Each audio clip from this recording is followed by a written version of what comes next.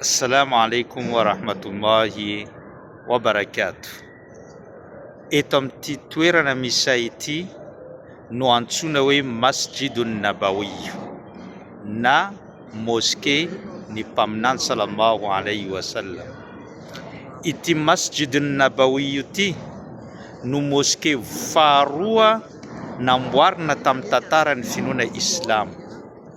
Rehefa mpaminany sallallahu alayhi wa sallama nifindra monina avy any Makka nandeha taty Madina dia nijanona tao Quba, nanamboatra ny mosquée voalohany sy nametraka vato fototra ny Masjid Quba.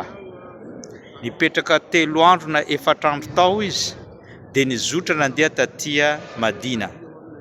Rehefa tonga teto Madina izy dia asa 4 no nataony voalohany teto Madina.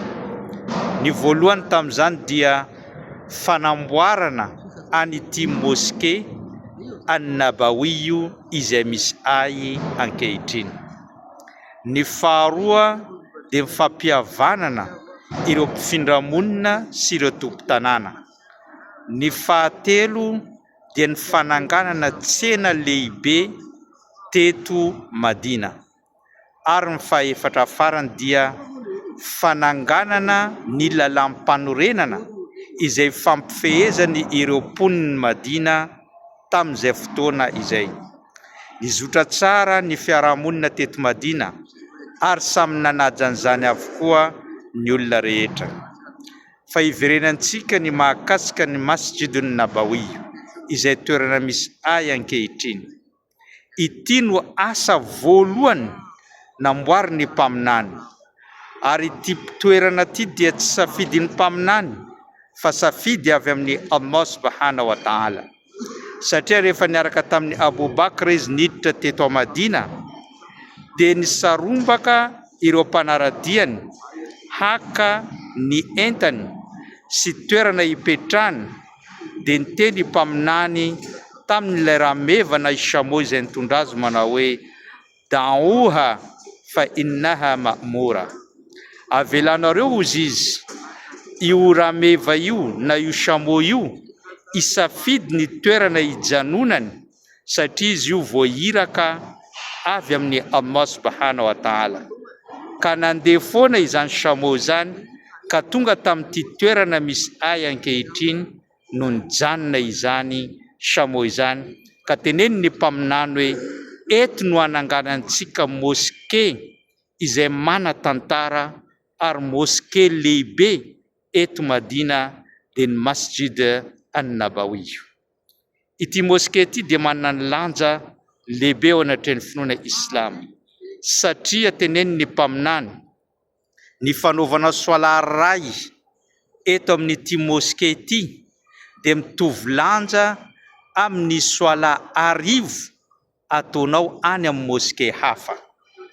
Ary mbola anisan'ny voninahitry nyity mosquée ity ihany dia ato ambadika ary no misy fasana ilevena ny mpaminany sy ny sakaizany anankiroa dia Abu Bakr Siddiq sy Omar ibn Khattab radiyallahu anhu.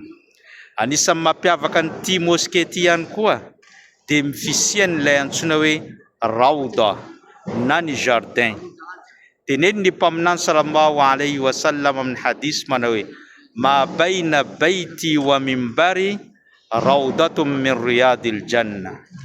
Eo anelanelan'ny efitrano misy ahy sy ny mimbariko dia jardin anisan'ireo jardin ny paradisa. Ka zay olona manao solat 2 rakan amin'ny toerana eo anelanelan'ny efitranony mpaminany sy ny mimbarin'io dia toy ny nanao solat 2 rakan any amin'ny paradisa nefa izy eto ambony tany. Amaranantsika azy dia niteny mpaminany sallallahu alayhi wa sallam manao hoe la tashuddu ar-rihal illa fi 3 masajid. Tsy azo ataon'ny mpino Islam anankiray ny manokana voyage spécial miala amin'ny tanàna na fitsidiana masina handeha amin'ny toerana hafa raha tsy amin'ireto 3 na mosquée anankitelo reto. Masjidil Haram ao a Makka, Masjidin Nabawi ity toerana misy ay eto Madina, ary Masjidil Aqsa any Palestina. Izay ihany no azon'ny mpino Islam atao fitsidina masina, hametrahana finiavana sy azahoana valisoa ao anatrany Allah, ka anisan'izany ity toerana izay misy ay ity. Anisan'ny fomba mampanao ihany koa rehefa sendra mandalo amin'ity tanàna ity, tsy voatery nefa izany fa anisan'ny tsara dia mandalo eo amin'ny fasan'ny mpaminany, miarahaba azy, manao salamu alaika ya Rasulallah, ary miarahaba ilay sakaizany anankiroa, Abu Bakr Siddiq radiallahu anhu sy Omar ibn Khattab radiallahu anhu. Ripin Islam, izany dia fahalalana tsotra momba n'ity Masjidin Nabawi izay misy ay ankehitriny, ka amparitao any amin'ny namana, aparitao mpino Islam, fahazahoana fahasoavana zany eo anatrany Allah. Wassalamu alaikum wa rahmatullahi wa barakatuh.